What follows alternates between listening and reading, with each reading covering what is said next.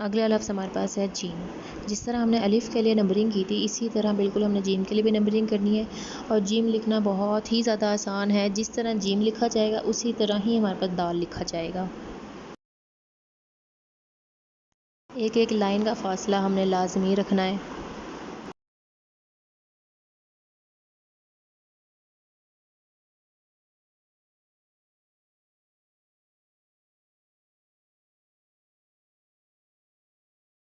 ये जीम है इसलिए इसका नुक्ता नीचे जाएगा। अगर ये खे होता तो इसका नुक्ता ऊपर है, और अगर चे होता तो इस तरह जीम के डाले, इसी तरह 3 चे के भी डाले जाते हैं।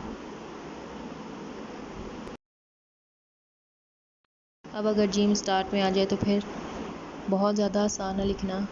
जिस तरह हम जीम लिखेंगे बिल्कुल उसी तरह हमारा नेक्स्ट वर्ड दाल है वो भी बिल्कुल इस तरह ही लिखा जाएगा।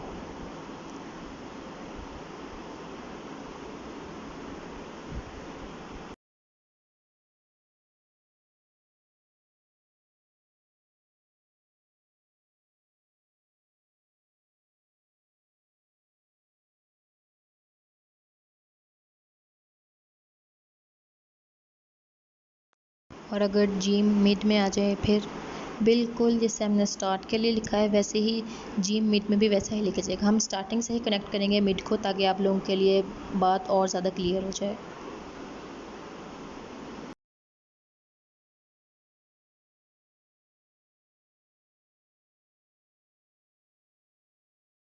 और अगर जीम एंड पे आ जाए फिर बिल्कुल उसी तरह ही जीम एंड पे लिखा जाएगा, जैसे हमने इंडिविजुअली जीम सबसे फर्स्ट टाइम लिखा था, बिल्कुल उसी तरह जीम एंड पे लिखा जाएगा।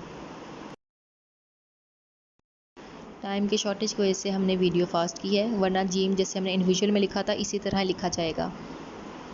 ये तो रही जीम की ज्वाइनिंग में पहली शक्ल। इसके अलावा जीम की इसके अलावा एक और शक्ल भी है।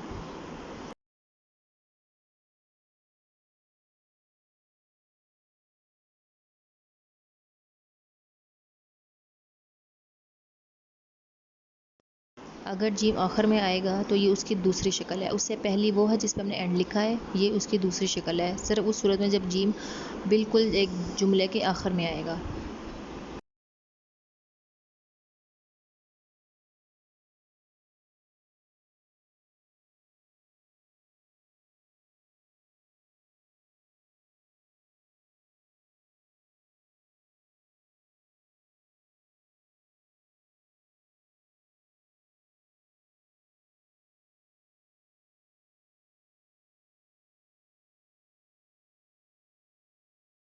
इसकी भी नंबरिंग आप अपनी मर्ज़ी से कर सकते हैं, साइज़ आप इसका छोटा बड़ा कर सकते हैं।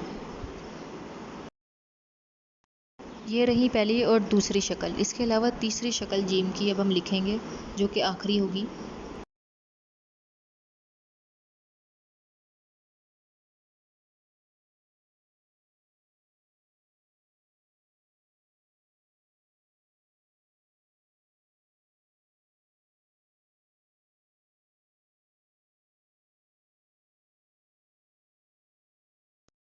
ये जीम की तीसरी शक्ल, ये हम पे डिपेंड करता है कि अगर हमारे पास या तो स्पेस ज़्यादा बच जाए, और कंपोजिशन पे भी बहुत डिपेंड करता है कि हमारी आयत या हम नेम वगैरह कुछ भी लिख रहे हैं तो वो उसकी कंपोजिशन कैसी है, तो हम उसके अकॉर्डिंग लिख सकते हैं। ये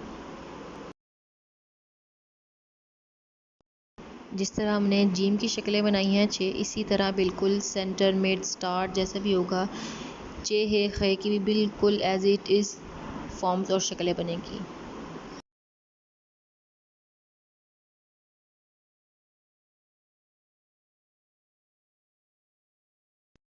नेक्स्ट वर्ड है हमारे पास दाल।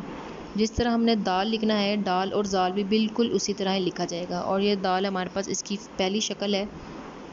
बहुत ज़्यादा आसान है दाल लिखना। जिस तरह हमने जीम लिखा था उसी तरह ही तकरीबन हमने दाल लिखना है।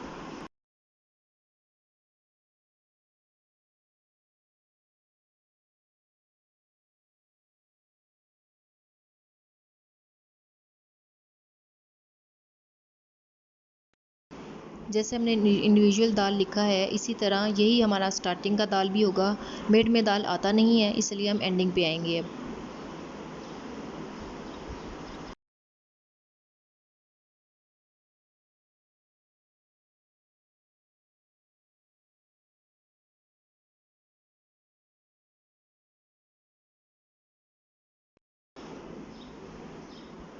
स्टार्ट प्लस इंडिविजुअल दोनों का दाल यही होगा। और ये इसकी दूसरी शक्ल थी। अब हम इसकी थर्ड फॉर्म पे आएंगे। अगर हमने आयत हमारी लंबाई में जा रही है, हम लंबाई में कैनवस पे या किसी चीज़ पे काम कर रहे हैं, तब हम दाल कैसे लिखेंगे कि अगर जब हम ऊपर से ज्वाइनिंग देंगे दाल की। फॉर एग्ज़ाम्पल अगर फे वर्ड है तो फे ऊपर से किस तरह ज्वाइन किया जाएगा दाल के साथ, तो ये वो वाली फॉर्म है। हम इसके 3 बॉक्सेस भी कर सकते हैं, हम 4 बॉक्सेस भी कर सकते हैं, डिपेंड करता है हम पे। ये दाल की दूसरी शक्ल थी। इसके अलावा हमारे पास दाल के एक और कॉम्पोजिशन भी है।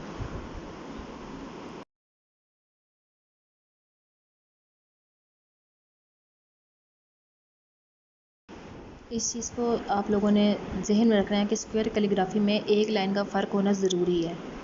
ठीक है, जिस तरह आप देख रहे हैं किसी भी वर्ड के बीच में जितना भी गैप आ रहा है वो सिर्फ एक लाइन का आ रहा है। एक लाइन या बॉक्स जो आ रहे हैं उनका एक एक का ही गैप आ रहा है। ये हमारा दाल लंबाई में जाएगा, लेकिन इसमें भी हमारे पास एक लाइन का ही गैप आएगा। इसको हम ऊपर से लंबा रखेंगे और नीचे से हम इसको बिल्कुल सीधा रखेंगे। एक तो ये लाइन हो गई, उसके अलावा जो बीच में हमारे पास लाइंस के गैप आ रहे हैं वो भी एक एक ही हैं, वर्ड्स के नहीं, वो लेटर के अपने। जैसे जीम में फॉर एग्जांपल हमने देखा है एक एक लाइन का गैप है, दाल के बीच में जो है वो सिर्फ एक लाइन का गैप है, यानी एक लाइन मतलब बॉक्स की लाइंस आ रही हैं, सिर्फ उनका गैप है।